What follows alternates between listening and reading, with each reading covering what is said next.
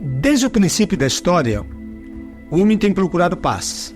A guerra, entretanto, tem sido seu principal legado.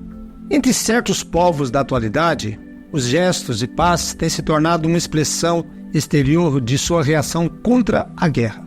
Esse desejo compara-se ao do povo do tempo de Jeremias, que exclamava: paz, paz, quando não há paz. Jeremias 6, verso 14.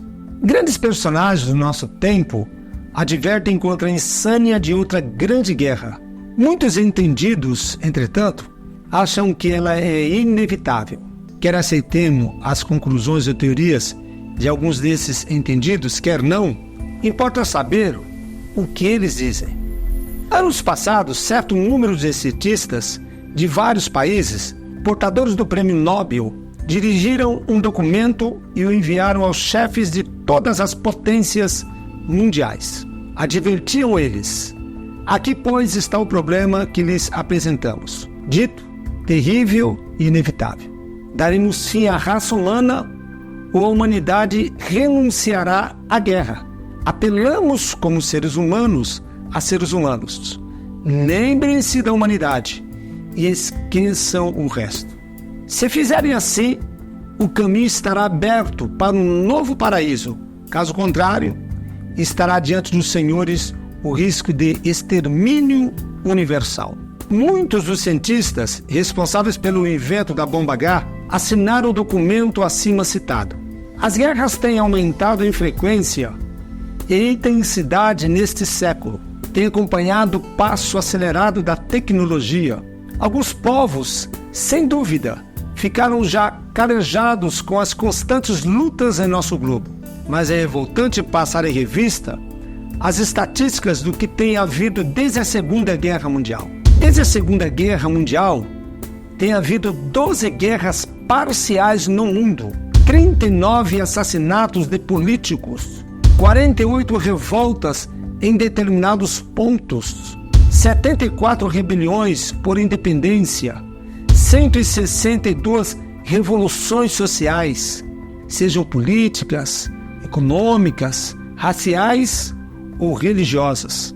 Depois de feitas as estatísticas acima citadas, houve mais assassínios de importância e várias outras revoltas. Apesar de tantos discursos feitos e tantos livros escritos no intuito de desviar o homem de outro conflito mundial, uma guerra total continua a ser uma possibilidade ameaçadora.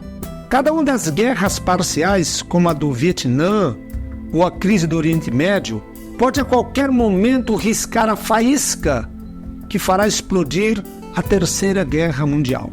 Por que será que, apesar das terríveis lições aprendidas da história acerca de guerra e das aterradoras predições de um futuro conflito, o homem continua brincando à beira do precipício de uma completa destruição?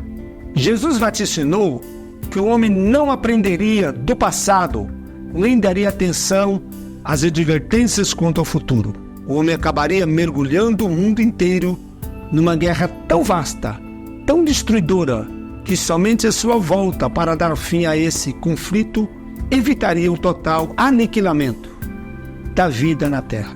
Vai aqui a solene predição de Jesus Cristo, ao descrever a situação mundial prevalecente no momento de sua volta. E se aqueles dias não fossem abreviados, ninguém se salvaria. Mas por causa dos escolhidos, serão abreviados aqueles dias. Mateus 24, verso 22. Cremos ser importante considerar a resposta a esta pergunta, antes de apresentarmos a movimentação predita do homem rumo à última grande guerra, chamada de Armagedon pela Bíblia. O homem não pode parar com as guerras porque não aceita a razão e a causa fundamental de tais conflitos. Tampouco aceita o remédio para essa causa fundamental. Deus diz: de onde vêm as guerras e contendas entre vós? Porventura não vem disto? Dos vossos deleites, que nos vossos membros guerreiam? Cobiçais e nada tendes. Logo matais. Invejais e não podeis alcançar. logo combateis e fazeis guerras. Nada tendes, porque não pedis.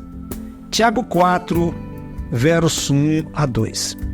Dentro do homem está uma natureza egoísta, egocêntrica. É daí que procede o que Deus chama de pecado. Pecado é basicamente a pessoa procurar, forcejando, centralizar-se em si mesma, procedendo a seu próprio modo, de costas viradas para Deus.